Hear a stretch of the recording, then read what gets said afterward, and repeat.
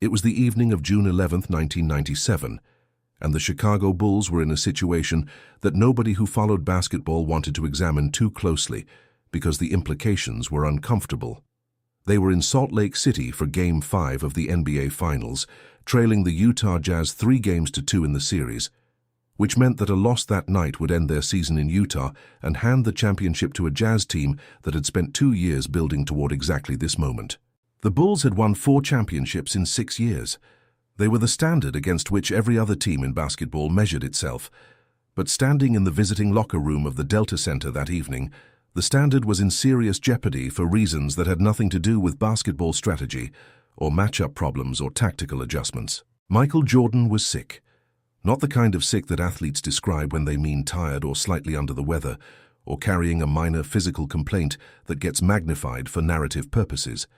Genuinely, severely sick in a way that had alarmed the Bulls' medical staff and prompted serious conversations about whether he should play at all. He had spent most of the previous night in his hotel room, barely able to move, his body cycling through the kind of misery that removes a person entirely from any capacity to think about or care about anything beyond the immediate physical reality of what they are experiencing. His temperature had been elevated.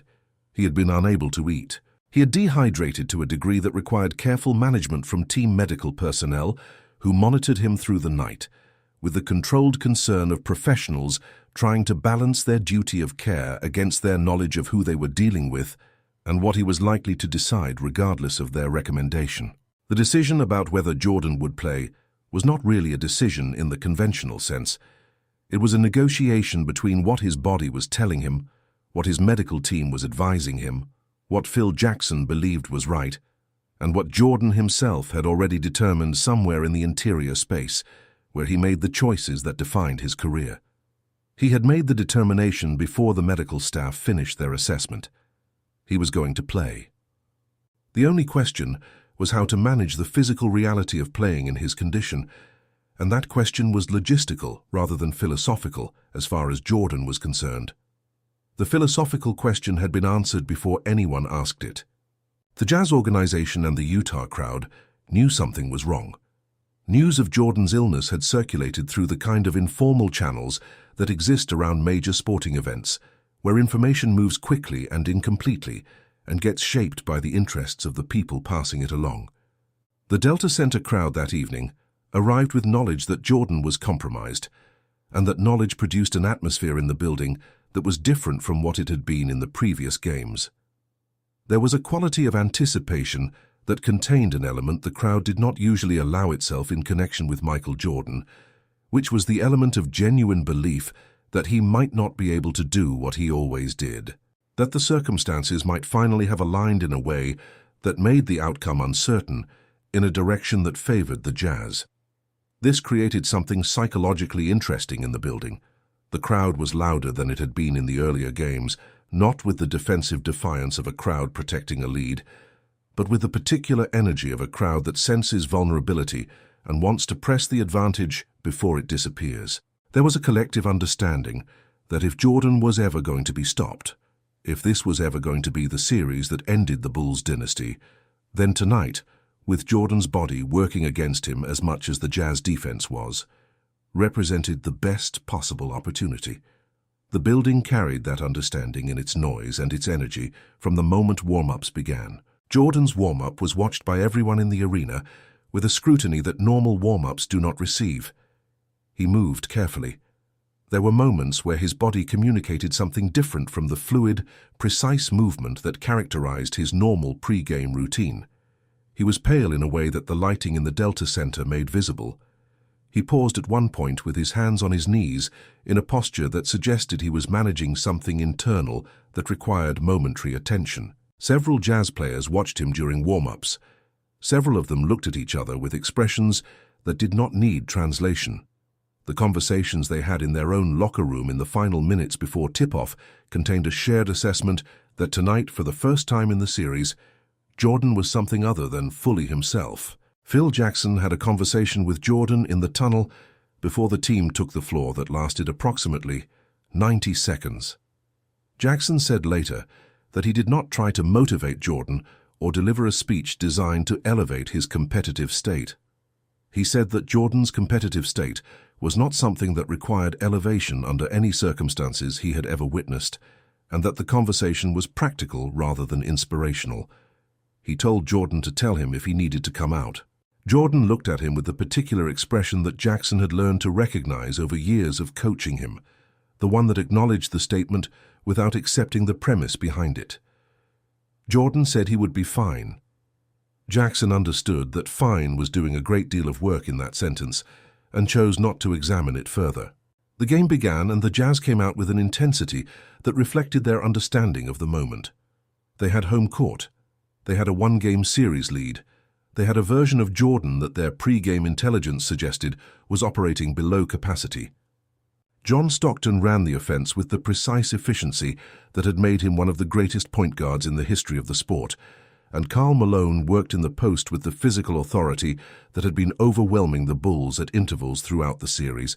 The Jazz scored on their first 3 possessions. The Delta Center responded with the kind of noise that contains genuine conviction, not just support for the home team, but belief in a specific outcome. Jordan scored on the Bulls' second possession, a pull-up jumper from the right side 15 feet, over a hand in his face. The shot went in with the same mechanical precision as every version of that shot he had ever made, and for a moment the building processed the contradiction between what it had been told about his condition and what it had just observed. The basket did not settle the question. One basket tells you nothing, but it established something in the psychological atmosphere of the game, a small counter-narrative to the story the crowd had been telling itself about what was going to happen.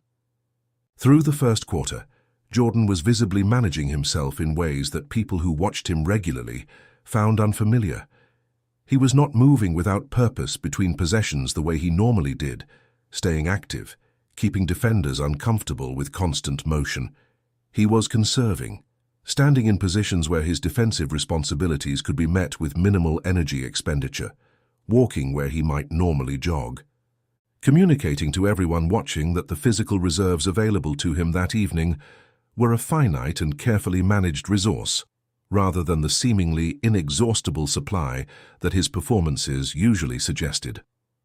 But every time he had the ball in his hands with an opportunity to score, something else happened. The conservation disappeared. Whatever he was saving between possessions, he was spending completely in the moments that required it. The pull-up jumper remained perfect. The footwork that created space for that jumper remained precise. The reading of the defense that preceded each decision remained several steps ahead of what the defense was doing. The components of his game that were most deeply encoded, the ones that lived furthest below the level of conscious effort and closest to pure instinct, were available to him in a way that the components requiring sustained physical exertion were not. He had 14 points at halftime. The Bulls trailed by 2. In the locker room, Jordan lay on the training table while the medical staff worked on him. His teammates moved around the space with a quality of attention toward him that went beyond normal concern for a teammate. Scottie Pippen sat close to him and said very little. Dennis Rodman, who was not a man known for emotional expressiveness in conventional forms, brought Jordan water and stood nearby with his arms crossed and his jaw set in an expression that people who knew him recognized as the external presentation of something he was not going to put into words. The team around Jordan in that halftime locker room was not performing concern. They were experiencing it, which is a different thing entirely. And the difference expressed itself in the silence and the proximity and the small practical gestures that people make when they want to help and do not know what help looks like.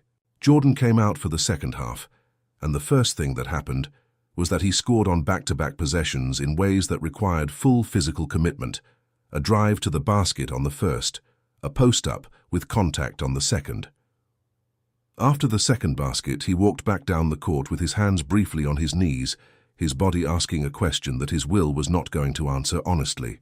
The Delta Center crowd was watching these moments with the complex attention of people who want the opposing player to fail, but cannot entirely suppress their recognition of what they are witnessing. There was something in the building that was not quite respect but was adjacent to it, the particular quality of attention that a hostile crowd gives to a performance that is making their preferred outcome more difficult to achieve. The Jazz continued to compete with everything they had. Malone was dominant in stretches, using his physical gifts against a Bulls defense that was working without the full version of its best player. Stockton managed the game with the intelligent calm that defined his entire career. The Jazz were not a team that needed their opponent to be diminished in order to compete. They were genuinely excellent, and they competed that evening with a seriousness and a quality that deserved a better outcome than what the game was going to give them. Jordan scored 24 points in the second half. He finished with 38 points, 7 rebounds, and 5 assists.